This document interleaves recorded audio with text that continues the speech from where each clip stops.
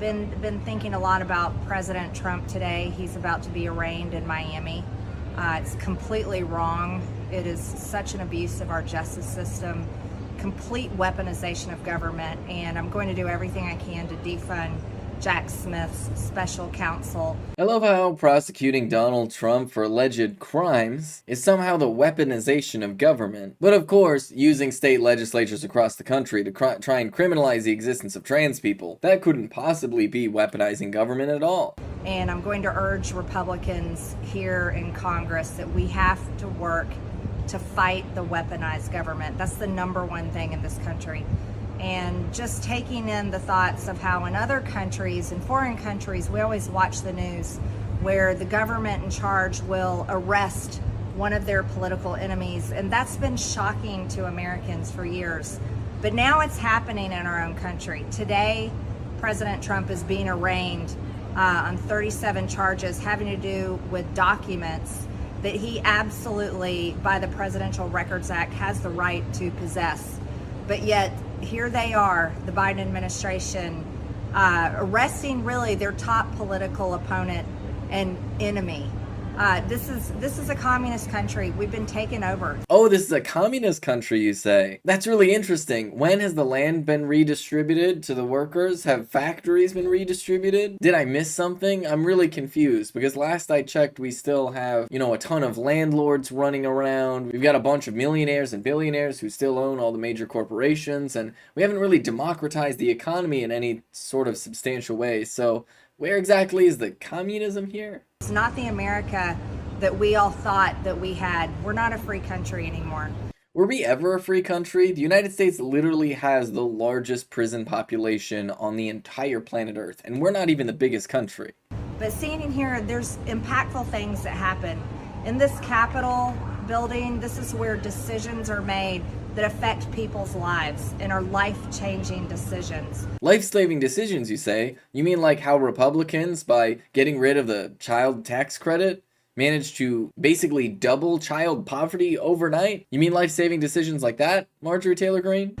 We can look across the street. We've got the Supreme Court across the street where nearly a year ago they overturned the Dobbs decision.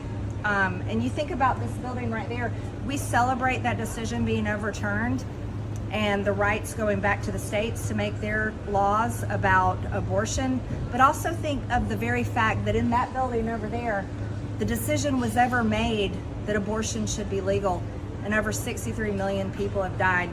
Notice how she refers to literal fetuses as people. But of course, this is coming from the same Republican Party that, as I mentioned earlier, quite literally let these family tax credits end and thrust children into poverty. And that really speaks to how shameless people like Marjorie Taylor Greene are. They talk about the weaponization of government, but on a certain level, government in and of itself, by its very nature, is to a certain extent a weapon. Fundamentally, the state is a tool that is used to dictate the terms of society to the benefit of some people or other people. Now in the United States, it's very much built around serving the interests of capital and suppressing the interests of the workers, which is ironic considering her statement about communism earlier, because in a socialist state, the whole idea of the state is to suppress the interests of the capitalists to the benefit of the workers, which is of course something that the United States government is not doing. But yes, the state itself is to a certain degree a weapon. We have prisons and laws and police and all of these various things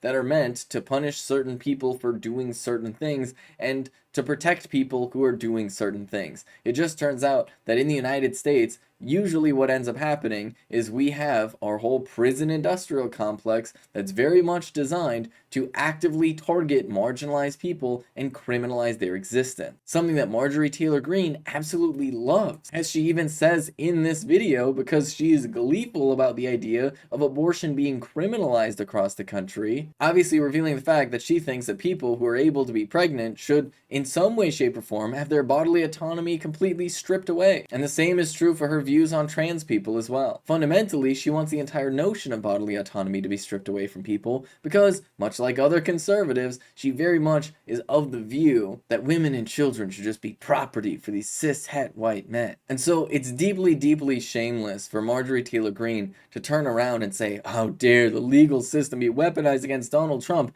when if anything, our legal system has been treating Donald Trump with kid gloves, and he just kept doing these things that were more and more obvious over time that it just got to a point that they had to prosecute him on something. It's not like it hasn't been like 6 years of just constant investigations of Donald Trump for one thing or another, and it's not that Donald Trump did nothing wrong and the whole system is being weaponized against him. It's that Donald Trump has been getting away with these shenanigans his whole entire life. It's just because Donald Trump is incredibly wealthy, he has just managed to get away mostly with fines and fees and not any type of prison sentence for all the things that he's done throughout his life. But that it really is what Marjorie Taylor Greene wants at the end of the day. She wants the millionaires and billionaires, the capitalists that own and dominate the economy in the United States, to be fundamentally above the law. And she wants marginalized people to be subject to an extreme amount of legal scrutiny on a regular basis. The most extreme example being obviously the war on drugs. Ask her about her opinion on the war on drugs, because that is a very, very clear case of the weaponization of government. Quite literally, when the war on drugs was launched, it was very explicitly targeted towards black and brown folks and the anti-war left. The whole war on drugs was literally just a pretense to jail anybody that was viewed as a political opponent of the right. And it turns out they've been very, very successful in that effort, to the point where about 8% of the entire voting age population of Tennessee alone is denied the right to vote due to prior felony voting law. When we recognize this reality, it is pretty clear to see that the Republicans have always been using the state as a weapon against their political opponents. And what they are really upset about is the idea that somebody as wealthy and powerful as Donald Trump might face any consequence for any of his actions.